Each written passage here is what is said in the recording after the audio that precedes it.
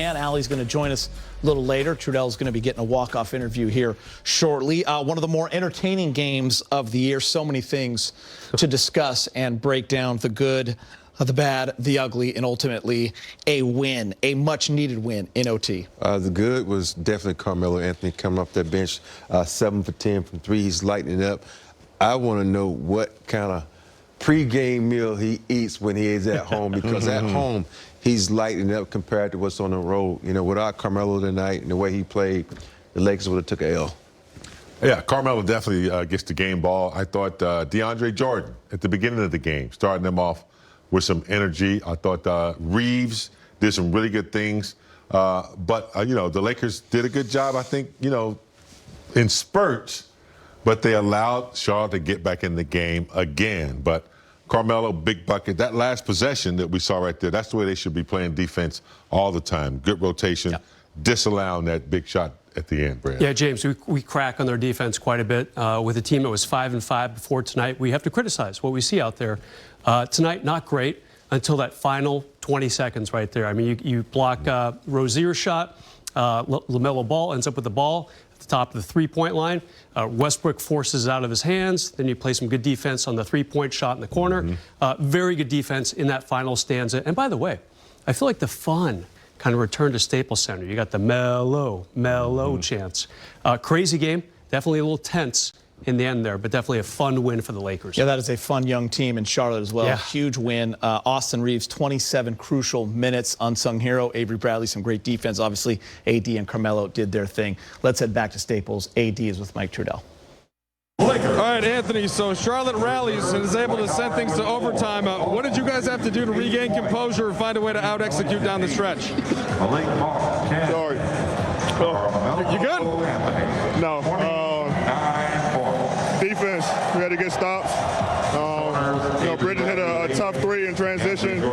You know, we gave it. We're not even supposed to be in the overtime, to be honest. We gave up 5 straight points to LaMelo on, you know, Texan delayed game. So, you know, we got to be smart in those situations. But we were able to regain the lead in overtime and get the win. That's all we can ask for. It's a team that loves to run. It's lost 4 in a row, but it's a team that is not a reflection of their record. And so they came out, great game, but we was able to, you know, manipulate the game a little bit, and was able to get the win. You know, it's a resilient team. Guys fought, and we were able to come out on top. No, you haven't been feeling the best the last couple of days, AD. There's also been some minor injuries you've been dealing with. What's it been like for you just trying to get the focus and make sure you can be on the floor? The injuries are fine. The injuries don't bother me. I didn't feel one injury. I felt the sickness, though. Threw up again at the end of the third. Trying to get a lot of fuel in my system, a lot of energy. Come out here and fight with these guys, man. You know, we put in work to come out here and compete and win basketball games. So whenever I get a chance to go out and compete, I try to, no matter what it is. And, you know, my teammates just kept encouraging me to keep going, fight through it. And I was able to fight through it, you know, all the way through overtime. You know, so go home and go straight to sleep, get in the shower, a nice little steam room, put some Vicks on my nose, and get ready for Wednesday. Ready for Wednesday. All right, so that sounds like you do need some of that time to rest, recuperate. So just one more quick one. How about Melo, especially in this building? He's hitting quite a few threes, AD. Melo should only play at home. The way he's shooting at home is ridiculous. He's a sniper. And anytime we can get him going, he brings a lot of energy to our crowd, to our bench, to our team when he makes those shots. And he was able to make some big ones tonight. All right, don't throw up again. Yeah, thank you. I mean, don't, but all right. Back to you guys. Mike with some great advice as you see AD saying hello to Kevin Hart.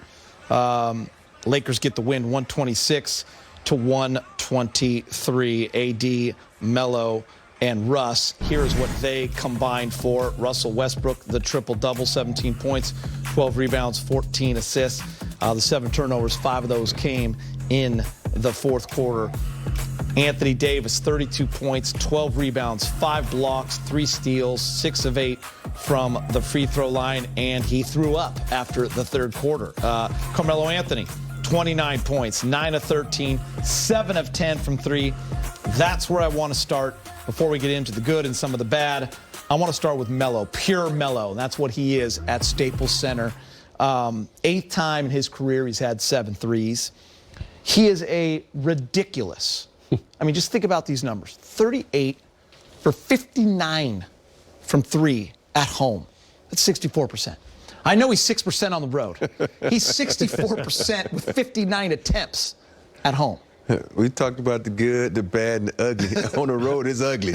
But you know, the thing about Carmelo, he comes out with a lot of energy each and every night. And he's one of those players that's like the microwave. He's going to come out either hot or he's not. And when he's hot, you got to feed him. And it's so weird that if you watch him on his threes, he didn't get any plays ran for him. He just got to the open spot.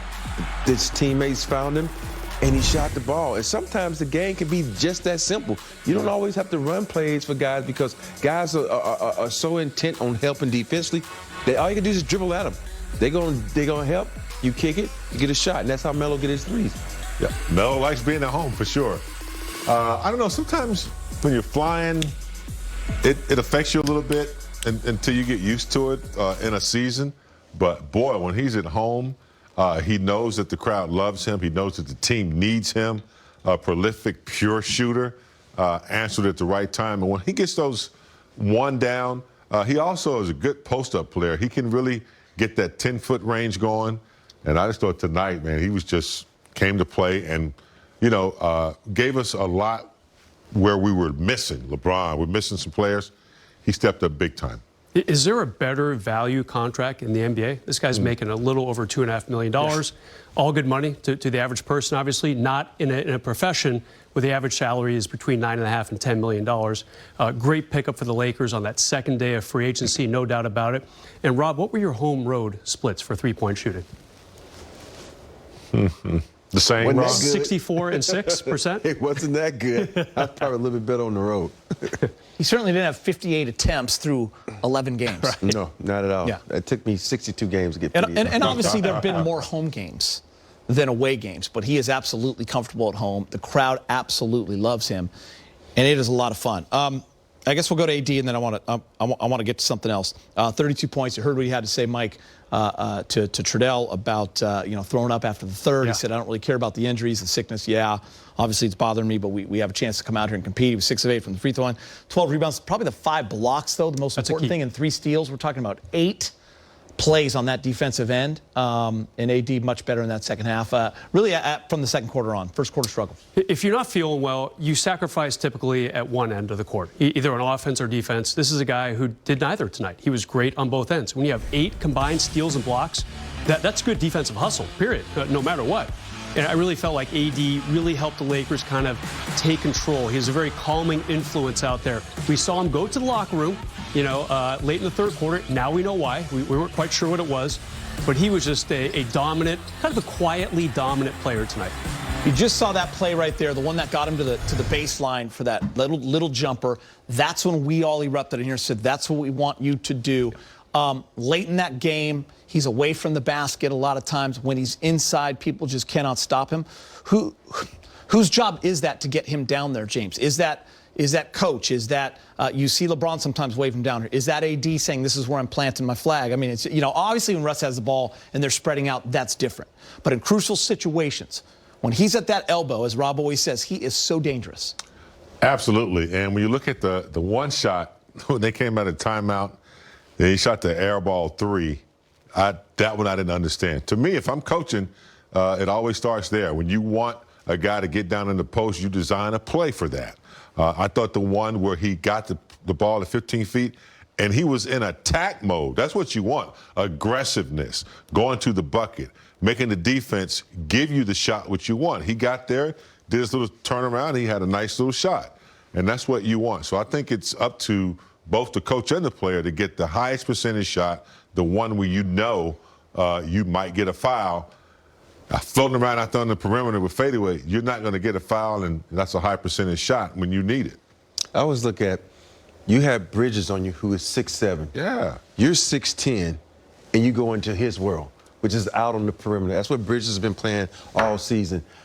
for the life of me, I can't understand why do you go in their world. Take him to your world where you can eat, and you're 3 inches taller than him. He cannot block your shot. I know Bridges is an incredible athlete, but go into your world where you can eat. And all he has to do is do what we just showed him, drive baseline, shoot over the top of this guy. You got so many moves. You got so much in your toolbox. If you're not using them, that's a problem. You know, I know he won the game, but still, though, you have to learn from this. And the coaches and the players also have to learn from this game. AD, you're a bigger guy.